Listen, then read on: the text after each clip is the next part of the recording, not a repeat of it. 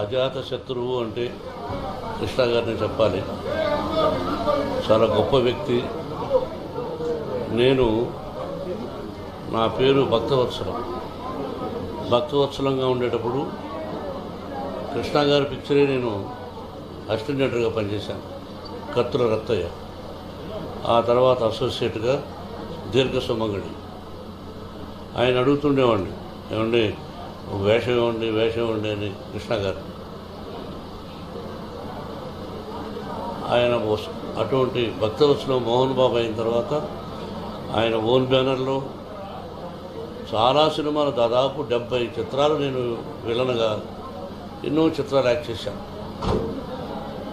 స్వర్గం నరకు అయిన తర్వాత గొప్పగా ఇమీడియట్లీ ఒక పెద్ద హీరోతో, అంటే కృష్ణ గారితో బలే దొంగల చిత్రంలో మెయిన్ విలన్గా చేశాను. ఏ అబ్జెక్షను చెప్పలేదు ఆయన. ఆయన ముందు క్లాప్ పెట్టుకొని అసిస్టెంట్ డైరెక్టర్గా పనిచేసిన వాడిని ఆయన ముందు మెయిన్ విలన్గా యాక్ట్ చేస్తూ ఉంటే బ్రహ్మాండంగా చేస్తున్నామని ప్రతి షాట్కు ఎంకరేజ్ చేశారు. గొప్ప మనసున్న వ్యక్తి. అటువంటి వ్యక్తిని కోల్పోవడం అనేది సినిమా పరిశ్రమకి కాదు, అందరికీ తీరని లోటు. ఇంకా ఇండస్ట్రీలో పెద్ద దిక్కు ఎవరు లేరు. రామారావు గారు, నాగేశ్వర గారు, కృష్ణ గారు, సోమన్ బాబు గారు, కృష్ణరాజు గారు, అతిరిత మహారథులందరూ పోయారు. ఇక నటీనటుల్లో ఇంకా అటువంటి గొప్పవాళ్ళు, ఆ తరాలు, వాళ్ళు చేసిన సహాయాలు ఈ జనరేషన్ కానీ మా జనరేషన్ అందరూ గుర్తుపెట్టుకోవాలి. ఒక గొప్ప వ్యక్తిని కోల్పోయాం. ఎన్నో సంఘటనలు మా ఇద్దరికి, కానీ సమయం కాదు ఇది. ఇంటికి వస్తానని చెప్పారు. ఇందిరమ్మ గారు పోయినప్పుడు నరేష్ కూడా ఉన్నాడు.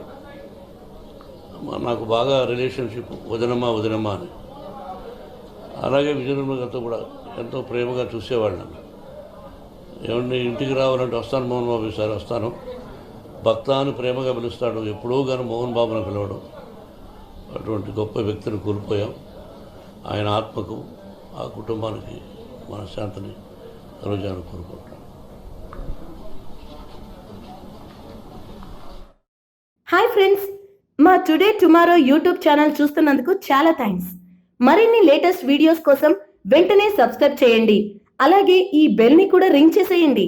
మా నోటిఫికేషన్స్ అన్ని మీ మొబైల్లో వస్తాయి. అలాగే మా వీడియోస్ మీకు నచ్చితే లైక్ చేయండి, షేర్ చేయండి, నచ్చకపోతే కామెంట్ చేయండి.